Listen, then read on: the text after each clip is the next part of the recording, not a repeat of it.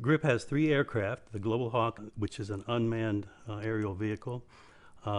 We have the DC-8, which is a large airliner that will contain quite a few instruments, and that will fly at the height of normal of airliners, 30, 40,000 feet. The Global Hawk, the UAV I mentioned, will fly at an area of around 60,000 feet. And then the third aircraft is called the WB-57, and it also is a very high altitude aircraft. It will fly around 60,000 feet, and it will carry the instrument HIRAD, on which I'm the PI, or principal investigator, and it will also carry another instrument, AMPER, the Advanced Microwave Precipitation Radiometer. And my job as platform scientist is to represent both of those instruments and to represent the WB-57 from a platform perspective in the discussions of where we're going to send these various aircraft, at what times, what kind of flight patterns, and so forth.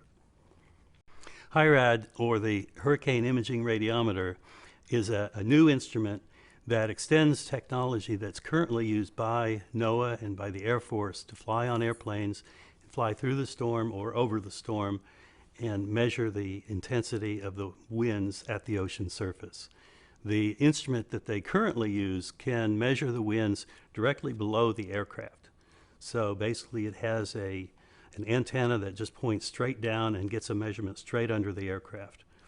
HIRAD is a new development that will enable us to see not only directly under the aircraft, but also 60 degrees to the side of each side of that directly nadir view, so that as we fly through or over a hurricane with HIRAD, we'll be able to map out a full two-dimensional view of the wind field.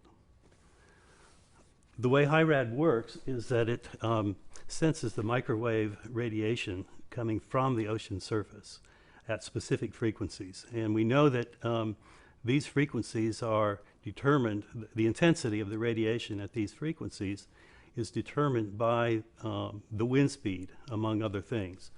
The wind speed determines the frequency, the intensity of these frequencies through stirring up waves which generate foam, and it's the presence of sea foam that causes the intensity of the radiation to increase as a function of the frequency. By measuring several frequencies, we can get information about the wind speed as well as the rain rate.